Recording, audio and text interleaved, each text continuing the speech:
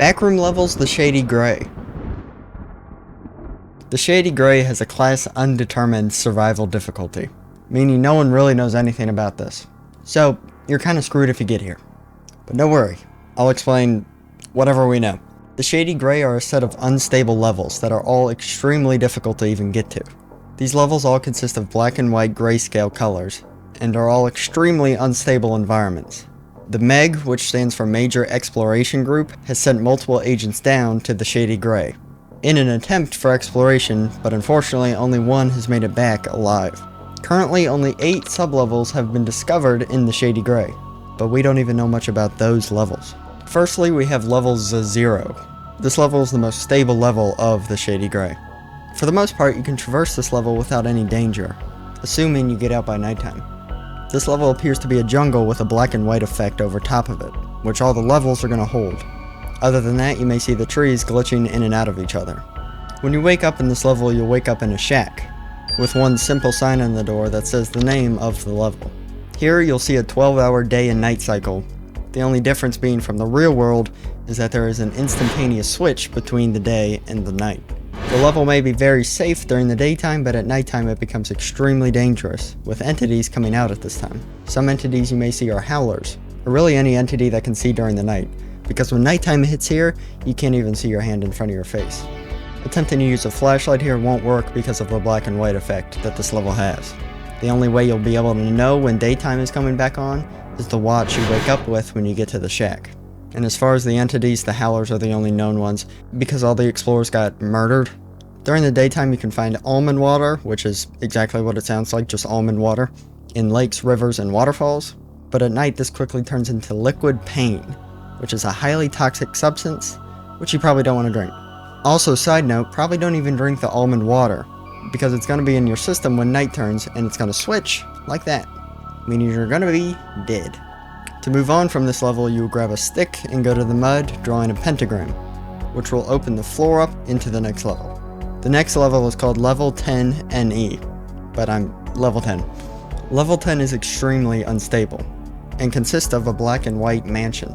When you fall into this level, you'll be in the lobby of this mansion.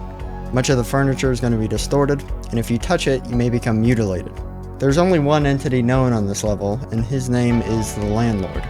This entity is rocking a fedora and a business suit, and always carries a briefcase. If he sees you, he will slowly approach you. If you run, all the doors will immediately close. But if he catches you, he will talk to you for a bit, kinda nice, but then immediately kill you in a pretty twisted way. He claims anyone coming into this level is trespassing. So that's his justification, I guess. A few people were known to escape the Landlord by shooting him to death. This is difficult because he closes all the doors, and is also known to dodge all the bullets.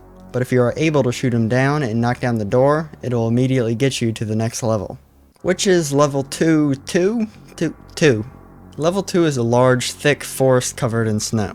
It's unknown why this level is covered in snow, considering the level is actually very hot. A lot of explorers have died from things like sunburn or heat stroke, but almond water is also on this level, which can help you out. This level is totally black and white, which makes the sunburning very difficult to identify. The MEG was able to set up a small outpost with 3 other explorers in this very thick forest, and they have explored a lot of the forest. The only entity known in this level is a rare one called the Fallen Angels. These entities are humans with large black wings and blue robes, and often have mortal injuries such as bullet wounds, scratches, or missing limbs. For the most part, they're pretty docile unless you mention anything about level 71. To get to the next level, it's pretty simple. Just ask one of them and they'll thrust you into it. This level being the Th3. This level is one of the strangest sublevels in the Shady Gray. It gets that title because it's a large, infinite ocean. This ocean having clocks floating around in it. These clocks may have time-altering abilities, and the ocean itself is very toxic. The MEG have tried to explore this area with underwater drones, but so far, no good. So far, the MEG has found 4 different types of clocks: analog, digital, watches, and grandfather clocks. Each one of these clocks having different abilities. Analog clocks are the safest. If you touch one, they might send you back to the previous level, but you also have a chance of getting sent to the next level.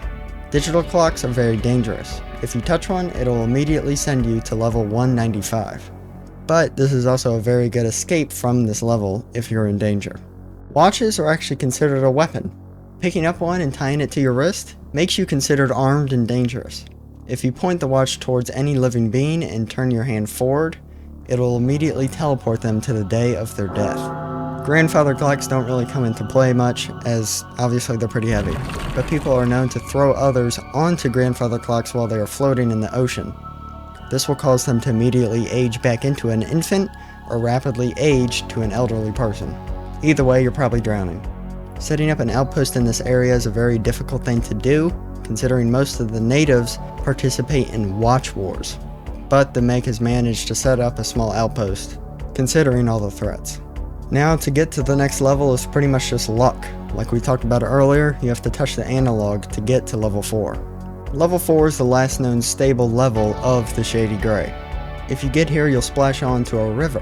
The Meg has determined this water to be safe, but probably don't drink it because it will induce vomiting. This river is surrounded by dangerous skyscrapers on either side. Again, all these levels are black and white and glitch in and out of each other. But they also defy the laws of physics, some being upside down. These skyscrapers are all locked but can easily be broken into.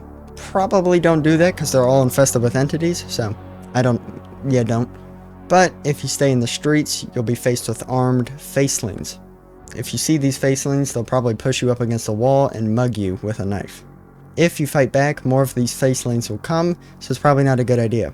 But you can also trade with them with almond water, which will give you about a 1 hour period of them being docile. This level also has severe environmental conditions, like changing temperatures, which can become severe, but also blizzards, acid rain, and tornadoes. This level has an overcast to it, which makes it very dark. Currently, there's no way you can actually escape from it, kinda just have to get lucky again, like no clipping through the ground, which leads you to a heavily unexplored level. And this level is called Lost Hope. This level is very undocumented and unstable.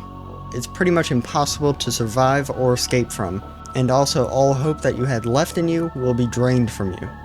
This level's terrain is described as wobbly, making it very disorienting.